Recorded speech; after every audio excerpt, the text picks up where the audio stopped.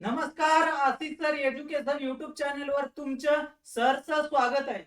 आज आपण समूहदर्शक शब्द समूहदर्शक शब्द कोणकोणते आहेत ते बघणार आहोत मित्रांनो. समूहदर्शक म्हणजे एखादा समूह असते त्याला कोणतं नाव दिलेलं आहे, कोणत्या त्या शब्दाला नाव दिलेलं आहे ते आता आपण बघणार आहोत मित्रांनो. एकदम इझी आहे. 2-3 वेळा तुम्ही जर व्यवस्थित वाचले तर तुमच्या लक्षात येऊन जातील. हे एक्झाम मध्ये पूर्ण आलेले शब्द आहेत.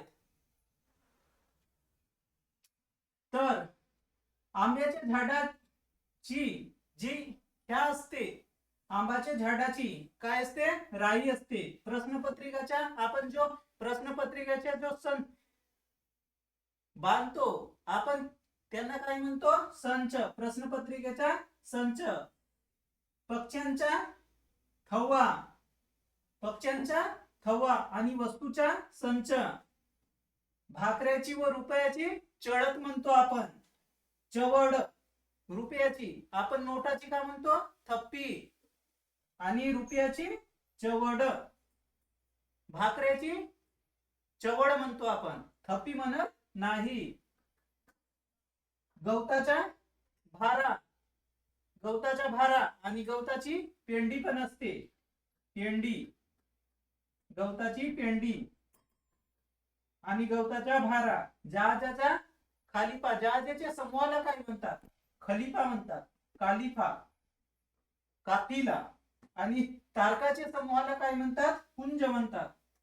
सैनिकाच्या समूहाला आपण काय म्हणतो, तुळकी म्हणतो किंवा पथक म्हणतो. आणि त्याच्यानंतर पलटण. लाकडाची व उसाची मोळी, लाकडाची व उसाची भारा नाही, मोळी असते.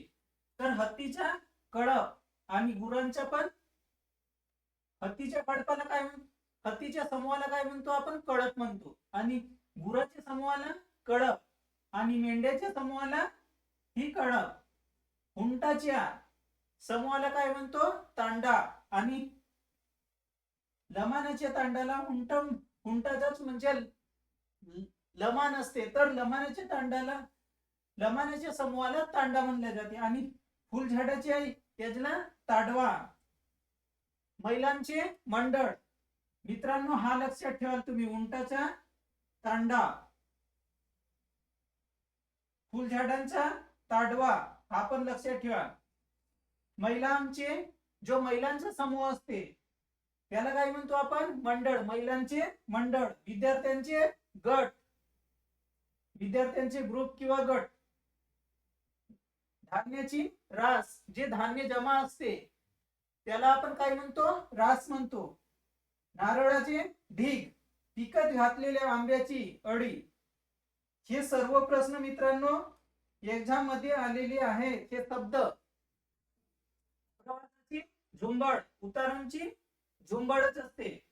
प्रवासांची झुंबड, गर्दीला प्रवासांची गर्दी पण झुंबड असते, उतारांची झुंबड. मुंग्यांची रास असते, रांग नाही, रास. आणि फुलझाडांचा गुच्छ. नारळाचा जो समूह असते, 4-5 नारळ एकत्र येतात त्यांना आपण ढीग म्हणतो.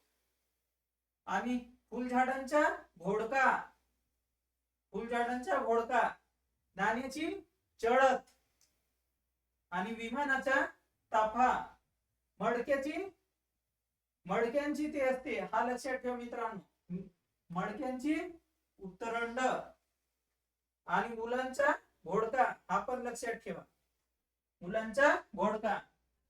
हा आंब्याच्या झाडाची एकदा बघून घ्या मित्रांनो. आंब्याच्या झाडाची राई आणि प्रश्नपत्रिकेचा संच, हे लक्षात तुम्हाला राहील. पक्ष्यांचा थवा, वस्तूचा संच. भाकऱ्यांची रुपयाची चवड, हे पण लक्षात राहील. गवताचा भारा, जहाजाचा खालिफा, हा थोडा लक्षात ठेवा. तारकांचा पुंज, सैनिकांचा पथक व पलटण. लाकडाची व उसाची मोळी. हत्तीचा कळप, ते पण लक्षात राहील.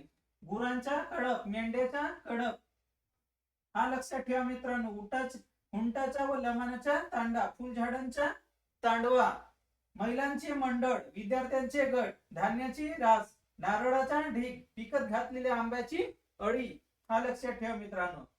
प्रवासाची झुंबड, उतारांची झुंबड, मुंग्याची रास, फुलझाडांचा गुच्छ, नारळाचा ढीग, फुलांचा घोडका आणि नाण्याची चढत, विमानाच्या तापा, मडक्याची उतरण आणि फुलांचा घोडका हे आहेत मित्रांनो समूहदर्शक शब्द. याच्या व्यतिरिक्त पण समूहदर्शक शब्द आहेत, पण हे सर्व परीक्षेमध्ये आलेले समूहदर्शक आहेत. आता याच्या नंतर आपण दुसरे शब्द बघणार आहोत मित्रांनो. तर चला, तुम्हाला स्क्रीनशॉट घ्यायची असेल तर स्क्रीनशॉट घेऊन टाका मित्रांनो.